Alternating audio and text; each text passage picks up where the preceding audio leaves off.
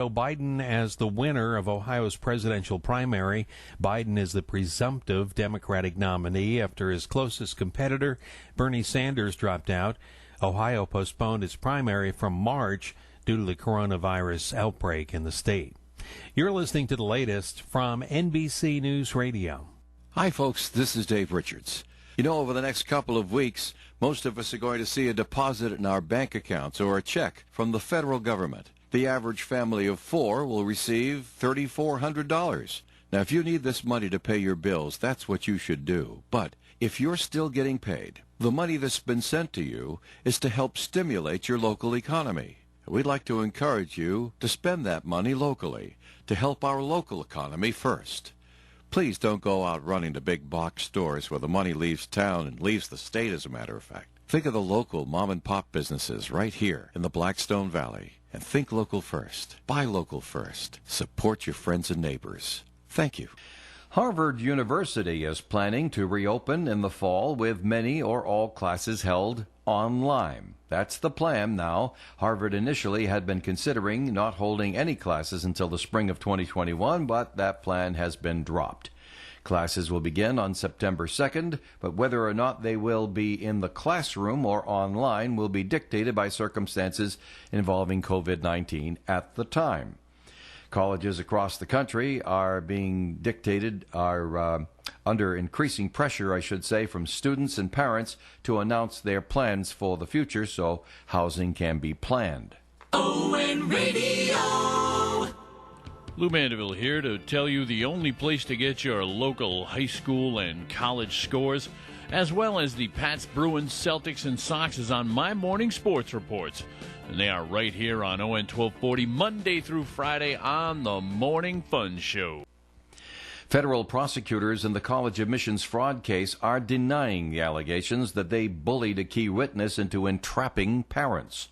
The allegations were made by attorneys for actress Lori Loughlin and her husband, who are charged in the case. And Loughlin and her husband are among the defendants who have not pleaded guilty and are fighting the charges against them. The couple allegedly paid.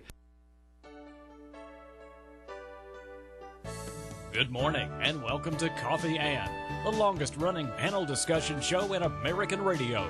To make a comment or ask a question to the panel, call 401-766-1240 or email at joe@onesocketradio.com. And now let's join the Coffee and panel on ON 1240, WOON One Socket Radio.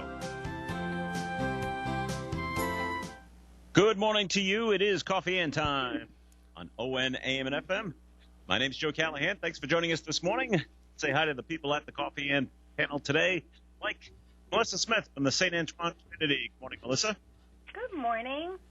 Nice to have you with us. Tim Draper from Navigant Credit Union is with us as well. Hi, Tim. Good morning, everyone. There he is. And John Ward is joining us. Right, John? Bonjour, mes amis.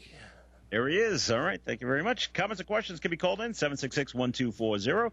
Before we get to our first comment, we got to get a first message from Melissa Smith from the St. Antoine community. Take it away, Melissa. Thank you. So, St. Antoine community, we are located in North Smithfield. On our campus, we have two buildings which offer 4 levels of care. We have assisted living, we have rehab services, memory care, and long-term skill care services. In our assisted living, we call it the Villa at St. Antoine. It is a 76-apartment facility where 9 units are actually reserved for memory care. We call it the mezzanine. In the other building on campus, we have our Easy Street Rehabilitative Center, which is great traditionally for the unexpected events and injuries that can occur, and also for planned events. So if you are scheduling a surgery and you are thinking ahead that you are going to need some in-house rehabilitative support, you can actually plan for that event and call ahead and take a tour of the facility before coming out and meet with the therapy team. And then we also have our traditional 260-bed long-term care facility, which 60 of those beds are reserved for our skilled memory care unit. So if you have not been up to our community, if you have not toured our campus, I invite you to come up and meet with me. You can call me at 767-3500, or you can email me at msmith@stantoine.net. All right, Melissa, thank you very much. Has anything changed in terms of COVID-19 situation at your nursing facility? Yeah, I mean, we're trucking along. I think as we expected, we were going to see a few additional cases pop up. So at this point, we have 16 total residents that have been diagnosed with COVID-19. We did have one resident pass away, unfortunately, who was positive with COVID, but was already, unfortunately, on hospice. So it's one of those kind of occurrences right now that are happening with the state. How do you classify the passing? Do you classify it caused to COVID or, already for, unfortunate circumstances that existed prior to? Right. So, but unfortunately we had one pass, and we're starting to retest. So we've already reached the almost 2-week mark of the original first 1 and then 6 cases that developed a week and a half ago, because they are asymptomatic and hoping that they're going to test negative and we can move them back to their rooms. So if that were to happen, we'd be really happy. I just think we're all listening to some really sad stories in other facilities, and I just keep saying week after week with you all, for the volume of residents we have in our building, to still only be reporting a low number like 16 is, I think, pretty good.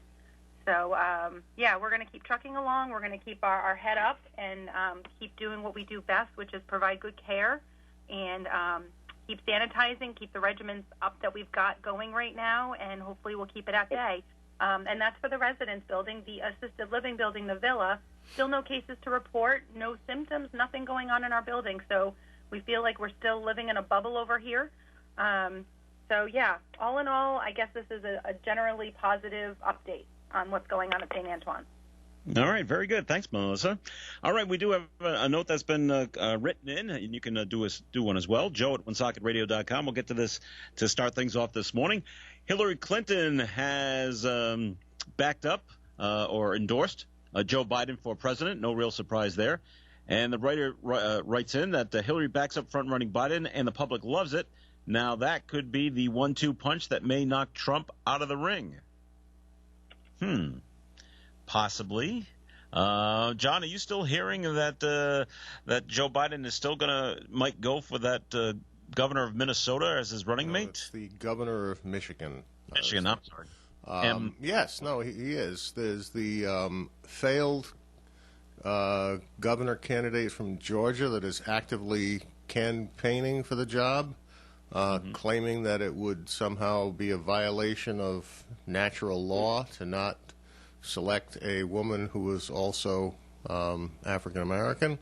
And then there's Klobuchar and Harris and I can't think of her name now. What's her name from Massachusetts? That Native American woman. Liz. Liz, yes. They're quietly campaigning. But I've at this point I've still got my money on Michigan, and I say that again because it was a swing state where Trump won by a little bit, and if he can convince the governor to back down on all of her overbearing control of the state and allow the people to be a little bit free by releasing some of her stranglehold on the population. Maybe she'll be still popular enough to help him swing that state. So they do have to count electoral college votes, and I think that's still the first thing on his mind. He doesn't have to worry about California, so Harris doesn't do anything for him. And I don't think she had strong support in minority communities in the southern states. Warren is from Massachusetts, which is another non-swing state, and the failed candidate for governor of Georgia is just a little bit too over the top in her rhetoric that might do him more harm than good. All right. Tim, we haven't heard from you. Thoughts on does the endorsement of Hillary Clinton put Biden over the top in the election? I don't know. I think that she's a pretty polarizing character still, even to this day. So I mean, she's going to get all the Hillary supporters who are going to be Biden supporters anyway. Is she the right candidate to try and swing the independent voter? I don't know. I'm not sure that's the right call for Biden. I think John's right. Somebody who hasn't been on that national political scene, who needs to bring to the table a swing state vote That's the way he should go. But who knows? Anything can happen. All right. Melissa, you want to weigh in on this? I know how much you love politics. Yeah, I'm going to pass. Let's just throw this in for historical context, Joe. Keep in mind, Trump ran against how many Republicans in the primaries? What were there, 19 when they started? Oh, the first time around. Yes. Out of all of those highly qualified people, he picked somebody who wasn't even running, was the governor of Indiana. Yeah. To be his vice presidential pick. So just because they ran as candidates and have a strong visibility doesn't necessarily mean that's the kind of person you want to pick. Usually you want to pick somebody who doesn't have quite as high a profile as you do. Right. Okay. Well, we'll just see if Hillary's endorsement does anything. All right. So back a little closer to home, the governor of Massachusetts has extended the stay-at-home order in Massachusetts until May 18th. The stay-at-home order in Rhode Island is still in effect until May 9th, and the governor says she'll make a decision on whether or not to extend that, later this week, maybe early next week. I don't know if she's said anything. Melissa, does that, if the stay-at-home order is lifted, does that affect what you do at the villa? Or you just be status quo for a while? What we're hearing on our end is none of those decisions are going to impact any of the restrictions or mandates that have been issued from the state at our facilities, or not just St. Antoine, at any of the licensed long-term care facilities in the state. I have a feeling the visitor restriction is going to stay in place for a little while longer, just to really protect the population inside our walls. But in terms of the activities that are taking place outside our walls, it concerns me a little bit. I know at some point we need to lift the restrictions and kind of move on with life, but I worry a lot about, I think we need to do it slowly. And I'm hopeful. I'm hearing Gina's remarks and that she's saying that we're going to be making the transition very slow and gradual. I hope that happens. I hope she doesn't feel too pressured by the economy. I mean, I'm also a taxpayer and a resident aside from working in healthcare, so it's very two-sided for me.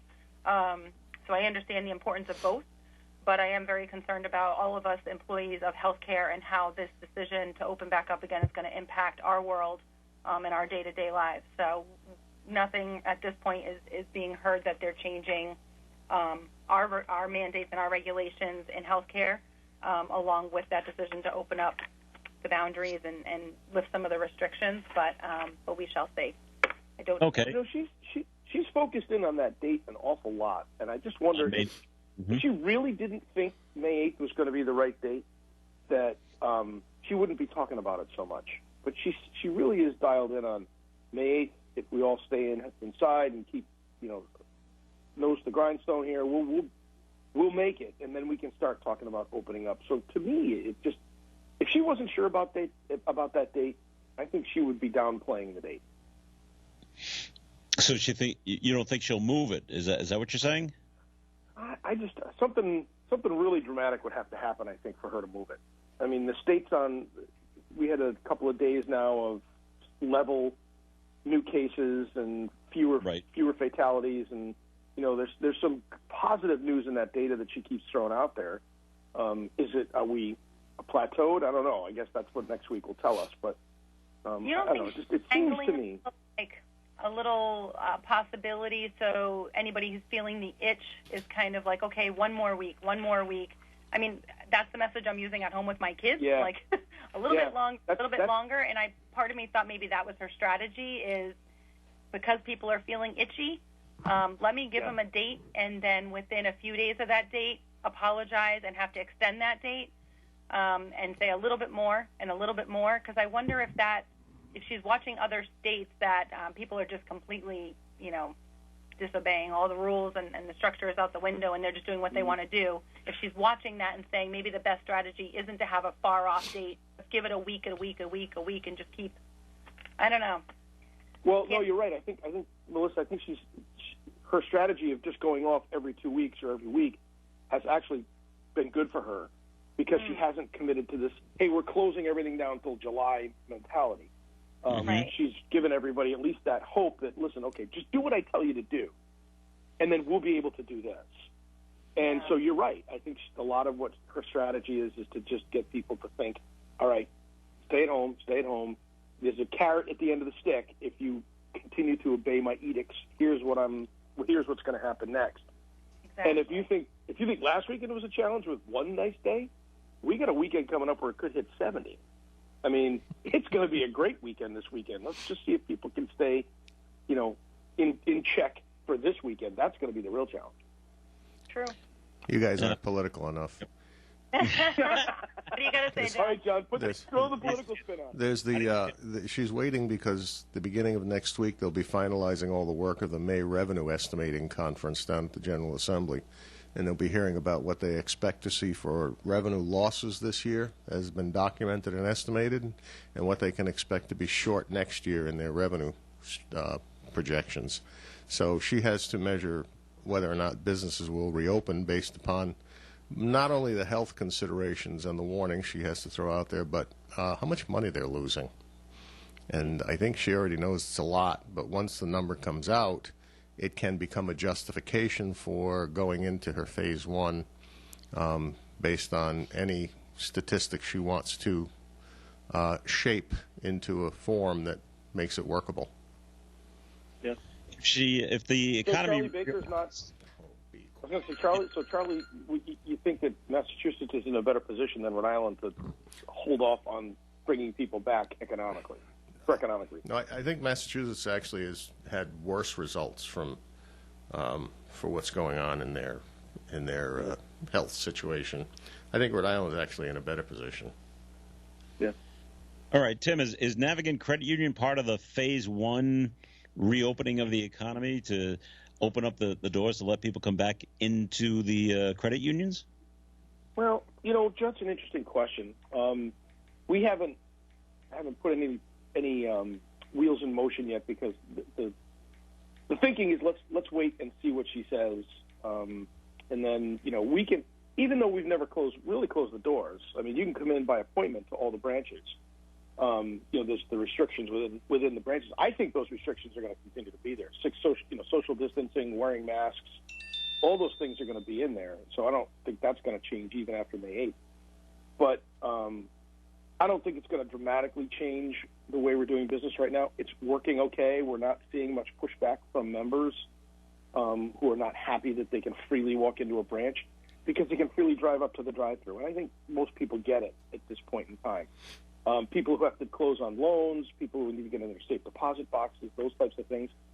I mean, that happens. It's a simple phone call. The number's on the outside of the branch. Hey, can I come in? I need to get into my safe deposit box. And we make that happen. So it's just a way to kind of manage the flow of traffic through the branches. I don't think it would be much later than when she lifts that ban, but some of it will depend on what she says as a essential business. And again, by the way, she's also going to say people who can work from home need to stay at home and work. It's only those people who really have to go back in. All right. Did everybody see the picture of the woman on horseback? It was either in Uxbridge or Upton, Massachusetts. I forget which town. But she was on a horse, and she went through the drive-thru at Dunkin' Donuts, and then she went to the drive-thru at her financial institution to make some kind of transaction. It's a true clever. It is clever. I don't think anything crazy has happened like that at Navigant. Has it, Tim? Have you heard stories? No, nothing crazy. No. We've been fortunate. There has not been any fisticuffs or anything from people not getting what they want. Well, I understand that there's some folks that are waiting in line at the drive-thru that sometimes the waits are a lot longer than what they're used to, are not happy. But welcome to COVID-19. Yeah. All right, we're going to take our first break on the Coffee AM program. Comments and questions can be called in, 766-1240. So, Melissa, time for a second message, please, from the St. Antoine community.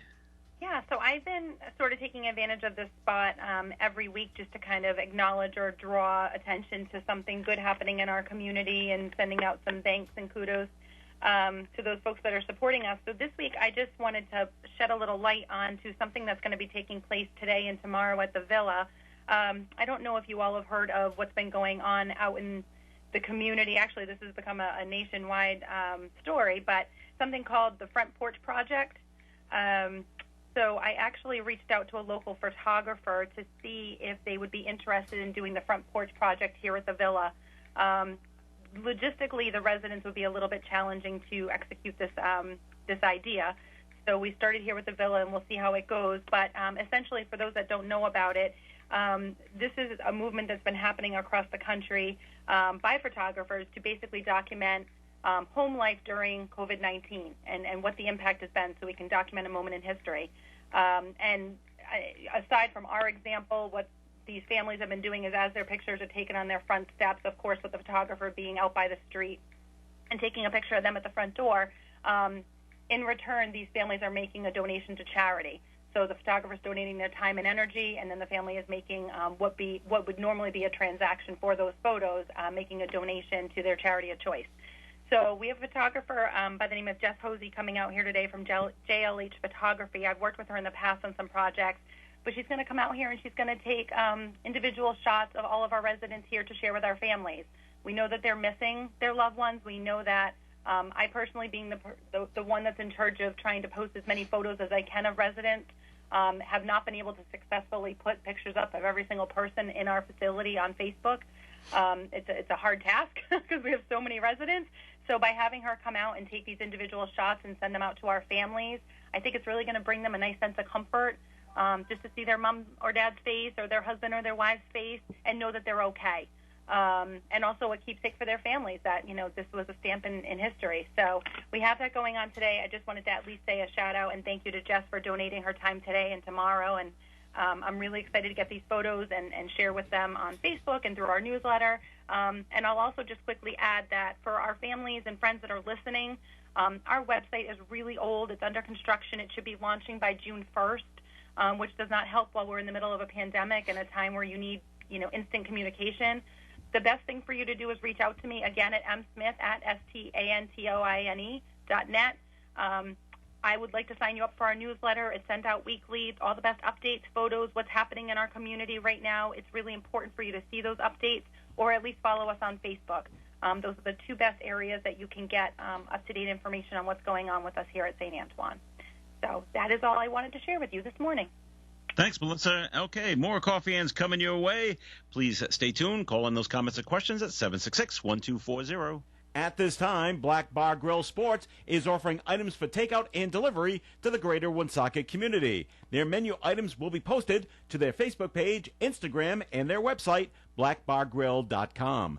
Black Bar Grill Sports is open for takeout and delivery Thursdays 5 to 9, Friday and Saturday 4 to 9, and Sunday 4 to 8. Black Bar Grill Sports, 1697 Mendon Road, Woonsocket. Mike and the staff thanks their customers for their support at this difficult time.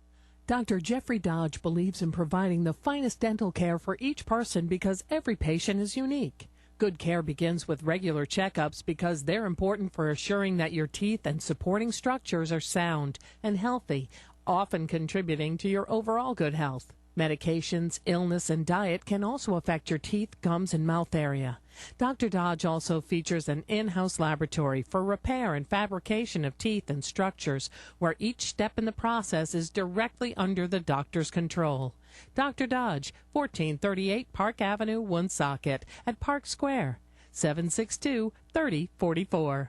The Coffee and Panel is enjoying coffee from Down East Coffee in Pawtucket. They're a 62-year-old family business that roasts all its coffee right here in Rhode Island. Founded originally as Excellent Coffee Company, they provide great coffee to food service establishments throughout New England. WOON Woonsocket, with great music just for you. News, weather, and coffee and two. WOON Woonsocket. That's us. It's Coffee and on ON Radio. This is Joe Callahan here with John Ward, Tim Draper, and Melissa Smith. And I don't know if you heard on our national news, the state of Georgia and the state of Tennessee, those are one of the two states that have decided to try to reopen their economies this past week. And there was something that came along in those two states, mostly in Georgia, that they reported that once the restaurants open, they're seeing a 98% decline in attendance. People are just not going. Do you see that, John, could that be an issue here in Rhode Island if the governor decides to open up restaurants and nobody goes? I would fully expect that to be the case. There's going to be a very, very slow growth back.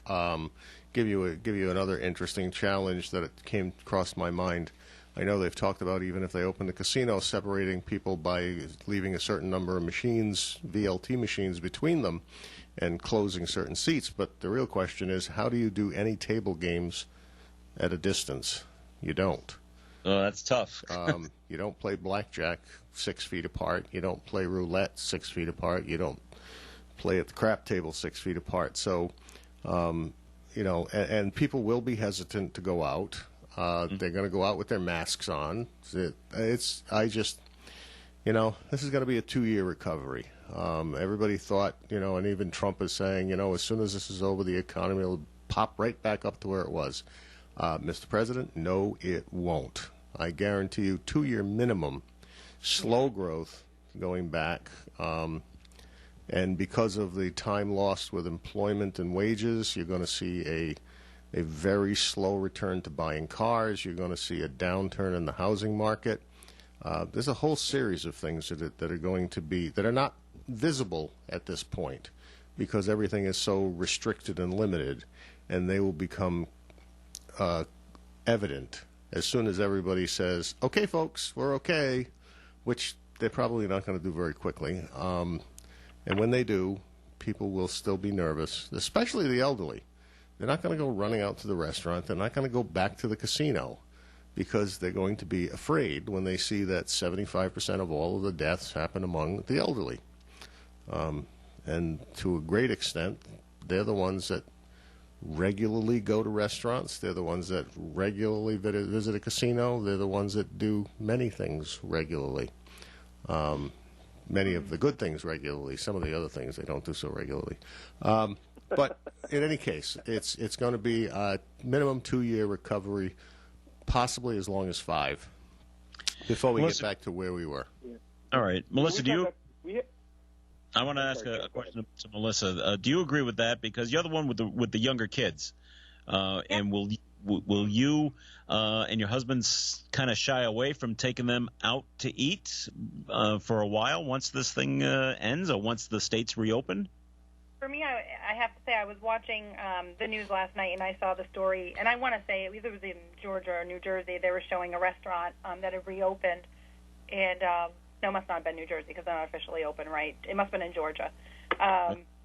And they were showing a restaurant, and a waitress was serving this table of 4. And, yes, there were tables marked off with blue tape so that everyone was spaced out accordingly. But the 4 guests at that table, none of them were wearing masks, and the waitress was. And I kept thinking to myself, like, what an insult to her and her safety. So you're going to be a patron in her restaurant. The 4 of you are sitting around a table closely. You're all having a few beers. You're talking. You're laughing, whatever. And she's serving you with a mask on and respecting, your health and your well-being, and you're not doing it in return for her. And I wonder when you're going to get to the point where that waitress, if I'm her, I would kind of say, like, forget it. I'm out. This isn't worth it right now for me because we don't know what her personal life is. But I thought as a mom, I'm not bringing my kids out to restaurants even if they open, if there's going to be just that possibility that other patrons are not going to be respecting my health and well-being if I'm going to do it for them. And I understand you go into a restaurant, you got a mask on to start. Every other bite, what are you doing? Taking it on, taking it off. It's kind of a weird moment, right? But why would you be asking the waitress to do that and take precautions? And then I don't know, it was a very weird visual for me, and it wasn't just because of, the every other table or the fact that she was in a mask even. It was more about the people that were being served. And how do you handle that moment? So I don't know. There's just so many logistics, and maybe it's just looking at what's the new norm and what are we going to accept and what are we not going to accept. And I think it's going to be a different answer for everybody, depending on what their home life is. If I have a husband who's severe asthmatic, he's not, but if he were, even if he's young and healthy, am I going to make different choices than someone who, has no precautions? And the list goes on, and the examples go on. But I guess there's going to be a lot of different personal reasons for folks embracing this or not. So I agree with John, 2 years, 3 years. It's going to be a while before we start to feel like we can relax. And the economy will see a shift at that point, but it won't be for a long time. Okay. Tim, you wanted to say something? Well, does a vaccine or a treatment accelerate that process? I mean, I think you hear this morning that Oxford has had a breakthrough with one of their vaccines that they've actually been working on for quite some time for a different version of the COVID virus. So if news like that starts to get out and the trials start to work, and in a year, you know, we have that therapy and that vaccine for the virus, do people feel safer or a little more invincible in a year versus, 2 to 5? Oh, Tim, you're absolutely right on that. If they come out with a vaccine, the whole game changes. Right. Because if you know you can go get a shot and vaccinate yourself against it. But keep in mind, there are several outbreaks in the past where they never actually did develop vaccines for them. They simply waited for the particular virus to die out. So I'm hopeful, certainly, and that will, like I say, that is a game changer. Interesting, we talk about the elderly suffering the most, and I saw the Providence Journal, I think through the Washington Post, I'm not quite sure which, is posted in their newspaper, maybe not the paper version, but the electronic version, that a breakdown of the causes or the related underlying causes that are predominantly affected by COVID-19. And I always kept hearing, diabetics are most at risk, asthmatics are most at risk. As it turns out, the highest proportion of issues that the victims of COVID-19 have suffered principally was hypertension, high blood pressure. And one of the suggestions, obviously, is, and by the way, if you have high blood pressure and you're on medication, make sure you take your medication. I was a little bit surprised by that. I thought it was diabetics that were suffering the most. Yeah. Okay.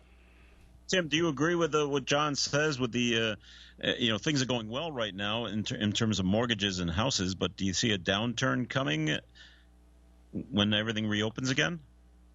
Yeah, I think, Joe, what you're going to see is next year is where you're going to see things really start to happen. Right now, our mortgage lending team is telling me that they're going crazy. Now, that could be because the interest rates are so low and people are doing some more refinancing.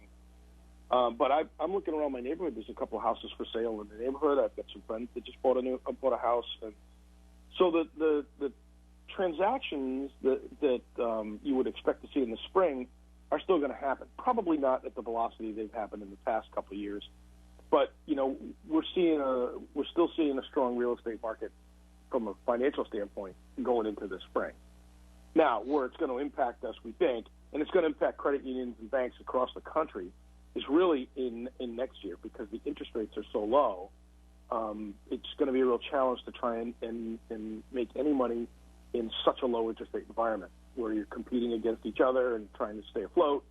I think what you might see next year is you might see a new round of mergers between smaller banks and credit unions next year, and maybe even into the following year. Okay. We're going to take a break here in the Coffee and program. It's time to bring you the weather forecast, which is being brought to you by CVS. And today will be a sunny day and temperature near 61. Tonight, cloudy skies, low around 42. Thursday, a cloudy day. There is a chance of showers mainly before 3 p.m. High temperature tomorrow near 54.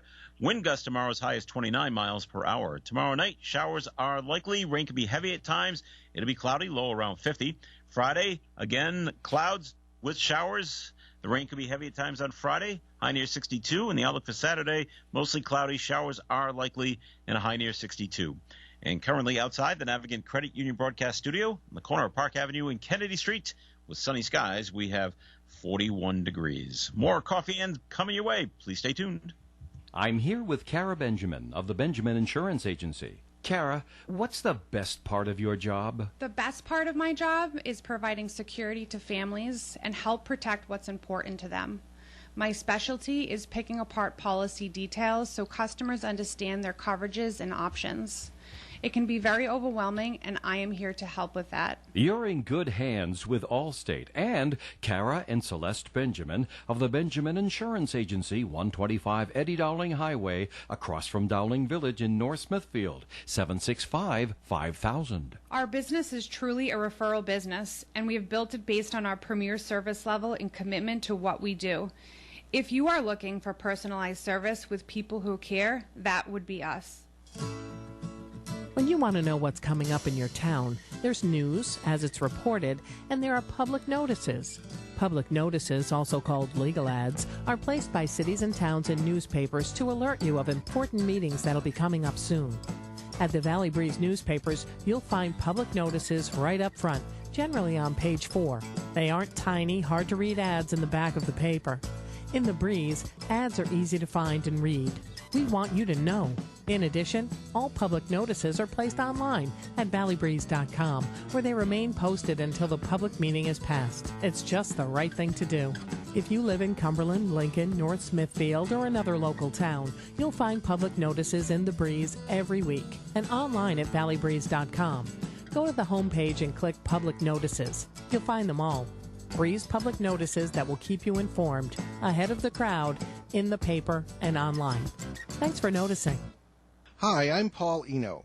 Ghosts, poltergeists, UFOs, Bigfoot, and weird phenomena that don't even have names yet. And I'm Ben Eno. Every Sunday from noon to 1 p.m. here on ON 1240, get a whole new look at the weird world we live in on Behind the Paranormal with Paul and Ben Eno. Every week we bring you the world's greatest experts and most amazing experiencers, from PhDs to abductees. And you'll see soon that explaining the paranormal isn't the problem, it's handling the explanations. Be there. It is Coffee In on ON, AM, and FM. Thanks for joining us. I'm Joe Callahan here with Melissa Smith, John Ward, and Tim Draper from Navigant Credit Union. And Tim, time for our first message from Navigant. Thank you, Joe. As we talked about a few minutes ago, it is lending season, it's home buying season, and we're seeing that it's not really stopping at the moment. So if the virus is not in your way and you're still planning to go out and purchase that home, that new home, first home, vacation home, whatever it is that you're thinking about doing, we hope you consider Navigant Credit Union for all your mortgage lending needs. We have a variety of different mortgage products, from adjustable rate to fixed rate mortgages, jumbo mortgages, first-time home buyer loans, VHA. It's across the spectrum in terms of purchasing homes. So we ask you to give us a call, 233-4700, or visit the website, which actually might be a more efficient way of doing things right now, at www.navigantcu.org. You can head over to the Mortgage Lending Center in the Lending tab and get yourself started right away, and we'll have folks contact you as soon as possible. Thank you for considering Navigant for all your lending needs. All right there, Tim. Thank you very much. John, the Woonsocket City Council had another meeting this past Monday that was all done by Zoom. And we also had a story this morning that the Cambridge, Massachusetts City Council, they do their city council meetings by Zoom, and they were Zoom bombed by some inappropriate pornographic material. So I'm hoping I've already had this. I already had this email exchange with our IT director.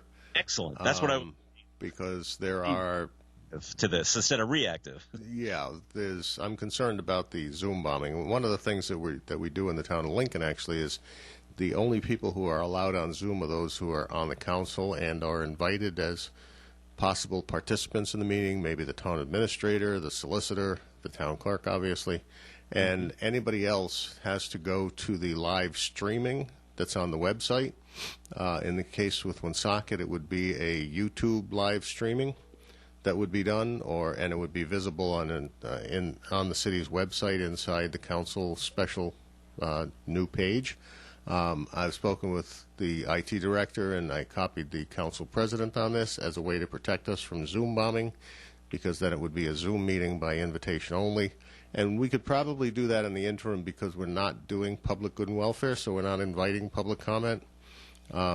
So by not having that kind of interaction, you can close the meeting on Zoom down to specific participants and still make it totally visible to the public. And so I'll be working with them on trying to make sure that's taken care of as quickly as possible and make it as presentable as possible for the convenience of the public. Okay. There are other ways, but they're more expensive ways, and so I know that the Ethics Commission had their meeting, and they avoided the problem by, I guess, if you do a webinar on Zoom, it prevents certain things from happening, because again, I think it becomes an invite-only kind of thing, but it's also more expensive for the Zoom application to do it that way. So. Okay, but just to play devil's advocate, these people that are doing the Zoom bombing aren't going to wait for an invitation. They're going to hack in any way they can. Well, that's the thing. I think if you do a Zoom meeting, it basically, the Zoom aspect of it would not be known out there in the public. Like right now, they're posting the Zoom meeting reference number. Okay. And people can click on it from the public. Yeah. And then it gives you the password often to get into the meeting so that you can observe. If you're doing it as a Zoom meeting while doing a live feed to a streaming service, then nobody would ever actually know what the Zoom address is at the time the meeting is taking place. So that takes out at least the less than highly competent engineers who might have a reason to want to hack in. But I suspect most of the hackers are not high-level engineers in computer sciences. They tend to be more people who go into these public meetings that have the visible address and password and do stupid things because they need a life. Okay, very good. You know what's interesting is nobody heard about Zoom before this, right? We agree on that. Nobody's ever heard of Zoom. Except on PBS back in the 90s. Yeah, that's right. Zoom. So here you got a company who was basically a fintech company, not a financial tech, but a tech company, and they created this great platform for people to interact with each other. So there was no need for all the security protocols or any of that other stuff. They also, by the way, weren't charging anything for the service either. So you could get Zoom at no cost and have meetings up to 40 minutes, and then you get bumped off. But now, with this pandemic, people have found that as an option, and I think the video quality of a Zoom meeting is so much better than a WebEx or a Teams or any of those other meetings that people it's a simple interface, and it gets used very easily by almost anybody. Once it got popular, they patched it. They tried to fix that security protocol, so now you have a waiting room and you have that password that you have to follow. I don't think it's still perfectly secure yet, but just think that the people that created this platform, they're just going to get rich. Somebody's going to buy them, I think. Absolutely. And they are just going to integrate that technology into the current, like a WebEx or Microsoft, or somebody's going to go, wow, these guys are worth like billions, so let's just go buy them. And overnight, these fintech guys or these tech guys are just going to they're going to buy big yachts and big houses. Although, I don't know whether they'll become instant billionaires, though, because anybody that looks at it has to realize that the moment they open things up again, this whole meeting concept, for the most part, fade away. Yeah. Well, then the time to sell is now. Oh, absolutely. Yeah. Absolutely. Take your billions and go home. Yeah, and run. I mean, just think of we're having family Zoom meetings every weekend, just for a 30-minute, 45-minute check-in and see how everybody's doing, and it's people from California, people in Florida. And we're saying, why didn't we ever think of this before? We've been so distant from each other, and we don't have to be distant from each other. Are you using the Zoom product, Melissa, in any way? Oh, yeah, absolutely. I think between, even Northern Rhode Island Chamber of Commerce, we had our first Zoom meeting last week. That went really, really well for the most part. A couple little technical issues in the beginning, but definitely becoming more of a commonplace. And I don't know that it'll be used as much as we're using it right now, but I have to say I think a lot of people are finding, because it's so easy to use, it's less of a barrier. Hey, if I can't make it to this meeting or I can't make it to that meeting, I can at least call in remotely and still participate. I think you might start to see that shift. And I think a lot of companies, I know in this area anyways, Fidelity has already been doing a shift prior to this quarantine situation that we're in, of employees working from home and not in the office as much as a cost-saving measure. And I think more companies are going to start to follow suit. I think if you're proving that you can be as productive working from home and you can still access technology and have these interface meetings remotely, you might see that there's even at least the same utilization, maybe just a slight dip, but not much. The thought that came to mind to me about when you were saying selling Zoom, I thought, this is a few weeks ago I had this thought, I can't believe Microsoft Office doesn't have in their bundle package some kind of, maybe they do, maybe I'm just not aware of it, But that's my only barrier is like the ease of just logging into my email and hitting, a video option. Put in an email address, hit a video option, and just talk to someone. And I feel like. Go ahead, Melissa. I'm sorry. No, are you saying that you've heard of that? Because I feel like maybe that's out there. I just don't know. Microsoft has Skype. They own Skype, and I believe it's built into their platform, into their Teams platform. Now, I haven't seen it yet, but my understanding is it works similar to Zoom. One of the Lincoln High School Building Committee Financial Subcommittee, with the onus project manager coordinating the meetings, does it on Skype. And so we use Skype for that. The Budget Board in Lincoln uses Zoom. The Lincoln Town Council uses Zoom. The Woonsocket City Council uses Zoom. And the League of Cities and Towns actually uses another one I've forgotten the name of. The only difficulty with these meetings, you can't say I can't make it. Sorry, can't be there, because literally you could be doing it on your phone. No matter where you are. No matter where you are, it's hard to escape. So you sit on a meeting that can, like last night, my meeting took 6:30 until about 8:45 for a financial subcommittee meeting on the building, for the building committee. And that's just the subcommittee. We do that meeting every 2 weeks. And in between we do the regular total building committee. It's quite the thing. All right, we're going to take our final break here on the coffee. By the way, I'm sorry. It's Chime. I don't know who is that Amazon product that the League of Cities and Towns uses. I'm not sure. It's called Chime. In any case, sorry. Okay, last break. All right, let's get a second message, Tim, from Navigant Credit Union, please. So, Joe, we've talked a little bit about the fact that our branches are kind of on a temporary. They're not shut down, but they're temporary access restrictions, right? You got to call, make an appointment to go in. The drive-ups are open, the normal business hours. The ATMs are functioning just fine. So if you need cash, you can go get it that way, which moves some folks who may not have ever really thought about going online and doing their banking on computer or on their mobile phone. I want to take the opportunity to tell folks that these are very secure protocols we use to provide that type of service. So if you're a little uneasy about doing transactions online or looking at them on your phone, please know that we have the latest and greatest of all our security protocols in place from our vendors to actually provide these services to you. So they're very easy to use. And once you get started and once you get used to using them, you'll never do your banking the same again. We know that visiting a branch is sometimes a social experience for folks. So you get to know your tellers and you get to know your member service reps. And you want to go in and see them and say hi, and that's great. And we'll all do that someday here, hopefully sooner rather than later. But in the meantime, if you have any questions about how to use online banking, how to access mobile banking, please do not hesitate to reach out to us at 233-4700, and our folks will help walk you through that process.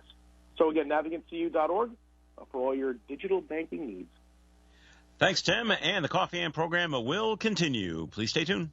A message from the Carew Investment Group, 68 Cumberland Street, at the corner of Clinton and Cumberland Streets here in Woonsocket. The Carew Investment Group offers you personal management of investment accounts. Depending on what you're looking for, whether it be to enhance your current income, a 401k rollover, or retirement income, we'll put together a plan for you. We focus on using quality dividend-paying stocks of companies that you know, investment-quality bonds, exchange-traded funds, and use the advantages offered by IRAs. You can contact Paul or Ed at the Carew Investment Group anytime for a free no-obligation portfolio review at 765-8880. Our office is at 68 Cumberland Street in Woonsocket, and our telephone number again is 765-8880. You can also email Ed at ed@carewinvestmentgroup.com or visit the website at www.carewinvestmentgroup.com. Securities offered through Bolton Global Capital, member FINRA and SIPC. Advisory services offered through Bolton Global Asset Management, a registered investment advisor. The Baroaster House restaurant on Pond Street in Woonsocket is open for takeout and delivery of any dish on their menu. All you have to do is call them at 762-1717. Tell them if you'll pick it up or if you want it delivered. You have a choice. The Baroaster House is open 7 days a week, Monday, Tuesday, Wednesday from 4 to 8, Thursday 4 to 9, and Friday and Saturday 3 to 9, Sundays noon to 8. You don't have to miss your favorite Baroaster House meal. Order takeout or delivery at 762-1717. That's 762-1717. The Baroaster House. Welcome back. It's Coffee In on ON AM and FM. This is Joe Callahan with Melissa Smith and Tim Draper and John Ward. And a question for you, Tim. Yeah. Ready? If the branches of Navigant have an ATM on the inside, do the customers have to make an appointment to come in to use the ATM? No, because my understanding, and I haven't been to the Park Square branch lately, the inside door is locked. That's the one that gives you access to the branch. There's 2 doors. Okay. So you should be able to use your debit card to get into the vestibule where the ATM machine is, do your business. Highly recommend you wearing a mask. You know, of course, some people don't realize you can use your knuckle on those machines rather than touch the machines with your finger. Use your knuckle and touch the touchpad on the ATM. We're sanitizing that thing as many times as we can possibly do it during the day, so it's as clean as we can make it. Overnight, a lot of people use the machine still, so we get to it first thing in the morning when we get in. But there's some safety precautions that you can do that'll help that. But yeah, you should have access to that. You don't need an appointment to go in and use that ATM machine. All right, that's good to know. Then I'd have to pick my knuckles up off the ground, wouldn't I, Tim? Yes, you Neanderthal, you would. When I first moved into Massachusetts and we became members of another credit union in Massachusetts, their ATM was a drive-up ATM outside the building, and they didn't have one inside the building. And I thought, well, that's kind of odd. Excuse me. But now it's working out very well. Yeah, they're all pretty much like that now. It's all about trying to make that process easy for folks. I think the only machine that we have that's a walk-up is still the Park Square branch, and that's just because we're kind of limited on space in the lot where we're at. So. Okay. John, back to your city council meeting, because we talked about it last week, and it was the whole thing about the Pledge of Allegiance, and I thought it was put to rest then, and then it became a news story in Valley Breeze, and so now it's an event, not an event, but a news story. Yeah. So are you going to it's a story. I'm not sure if it's news, but it's a story. Story. Is the city council going to do anything different? Because if they have to make any changes, well, maybe one person can do the Pledge of Allegiance instead of all. We received, and many council people received an email to that effect, somebody suggesting that maybe the thing to do is simply have the council president recite the Pledge of Allegiance. Now, they've mentioned, everybody stand and say the Pledge of Allegiance. That would require everybody to actually have a flag or post a picture of a flag up on the screen. There you go. Which could work. I'm not sure I'd want everybody standing, though, because then you'll be looking at abdominal regions on your screens. Right.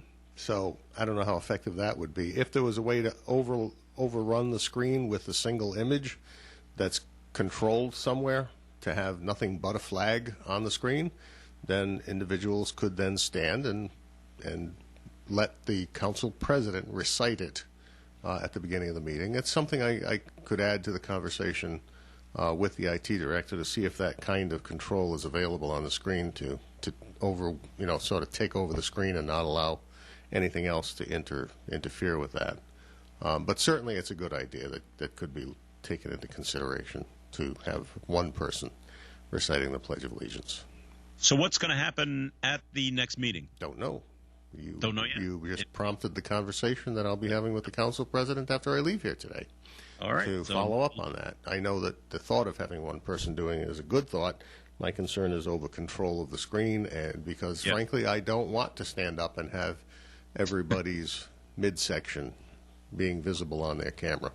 Unless you block the camera while you're doing the pledge. Well, you can do that. Yes, that would require everybody to think to do that. I know that, and it could be problematic.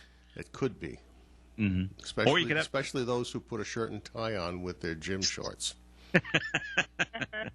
which has been known to happen. Which has been known to happen. Or you could have the clerk do it, John, instead of the city council president. Yes, she does the prayer anyway. Right, so she could just recite the prayer. That. Okay. Or, as I thought, in elementary school, everyone takes a turn. No, that's not going to happen. No? Okay. No. Way too confusing. Whose turn is it to go through time? Right. All right. So we brought this up yesterday on the Coffee and program, and I just want to get everyone's opinion on this. In Massachusetts, the city of Cambridge and the city of Somerville now absolutely require you wearing a mask going outside and inside in any public space. And if you're caught without one, you can get a $300 fine. And my point yesterday, I was trying, but if you go for a walk outside and no one's around you, why do you have to wear one?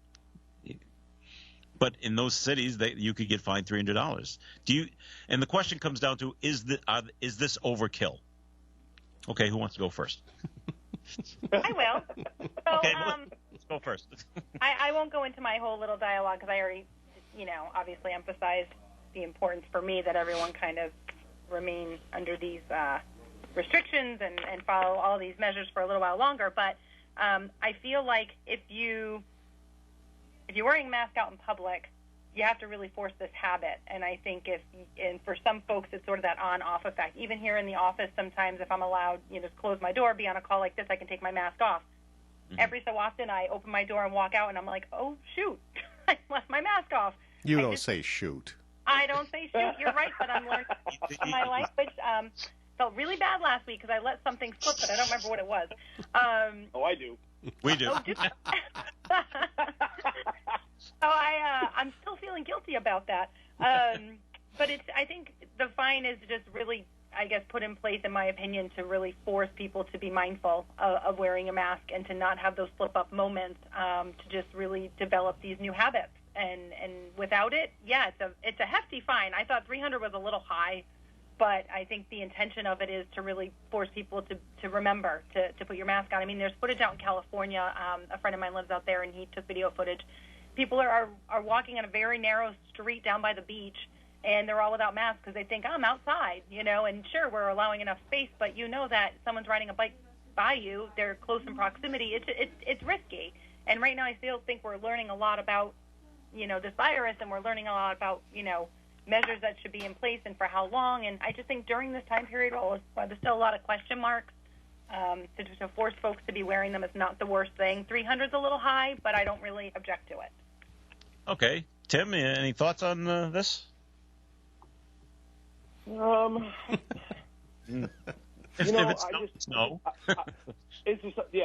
have none.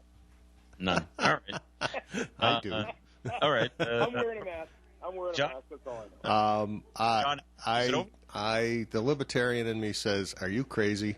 The thing is, if I'm walking my dog around the block, I'm not putting a mask on. What it does is, if you wear a mask, you may become too comfortable, actually, and not practice safe social distancing. If you're not wearing a mask, you cross the street when somebody else is going by, or you keep a very secure distance from them. I tend not to do it when I'm in a crowded area, obviously. But for anybody that would take the time to pass an ordinance that would fine somebody $300 for an offense rather than simple warning or citation, I go back to my Monty Python quotes, and I'd have to say what King Arthur said to, Arthur, King of the Britons, said to the Black Knight, "You're a loony." That is so over the top. But it's classic Cambridge. And you know what? With nobody in school, it's not even like they're sucking more money out of the rich Harvard students, because they're not there. So they're trying to just rape and pillage their own local voters and taxpayers, I guess. They are going to give them a break, John, that you get a week of warnings. And then sounds like the speed cameras in Pawtucket. That's right. That was a month. This one you only get a week. How generous of them. And I hear the police in both of those communities if they come up to you while you're not wearing one, they're actually going to give you one. But look, let's be clear about something. The businesses are not open. So the main streets, all the congested areas, the places where people congregate, they're empty. So that if you're out there walking, it's probably for exercise. I mean, what are they going to do with runners, people who are jogging? Are they going to put a mask on them? It's tough enough breathing when you're jogging just with your face exposed. Never mind putting a mask over your nose and your mouth. They want people to pass out? No, this makes no sense. You just keep a safe distance from people and you go out for a walk. But they want to mask. I guess is not. Everyone uses that word, but it's really a face covering. So Okay. if you're wearing a bandana, it's okay. Oh. Right. And why is that easier to breathe through than a mask? I don't know. I'm not a doctor. I mean, I have a cloth mask, and I put it. That's in my car. I have masks in my office. If I leave the office to go to be with other people, for whatever reason, I'm wearing a mask. If I get out of my car to go into a store, I put the mask on. And I go into the store, and I come back out, and I take the mask off. I am the only person who has been using my car. My wife is the only person using her car. There's certain things you do just as basic precautions. But to go outside without necessarily looking at it from a rational perspective of how careful do these people appear to be in how they do their walking. I mean, I'll give you a perfect example. The governor closed down Lincoln Woods, 2.5-mile stretch of full-width road that allowed people to keep extremely safe distances. And because there were over 100 cars parked close to each other, she made the assumption that the people were close to each other, and there could be nothing further from the truth. Mm-hmm. I would walk my dog there, and people would easily keep safe distances from one another. But they didn't close the bike path. Now, the bike path is only 8 feet wide. And the bike path, people must come within a few feet of each other just to pass each other. So and more people were congregating on the bike path to chat with one another than would ever do at Lincoln Woods. So the safer environment was actually Lincoln Woods, not the bike path. She should have closed the bike paths and kept Lincoln Woods open, but she did the opposite. So she actually promoted a less safe program. So to me, if you said you can't go on a bike path because you're forced into being close to one another, would make more sense. But, as I said, you're out in the middle of a town like Woonsocket. If I were walking 5 miles through Woonsocket, I can keep, in many cases, 100 yards from anybody else because there's just not that many people walking around. All right, so stay out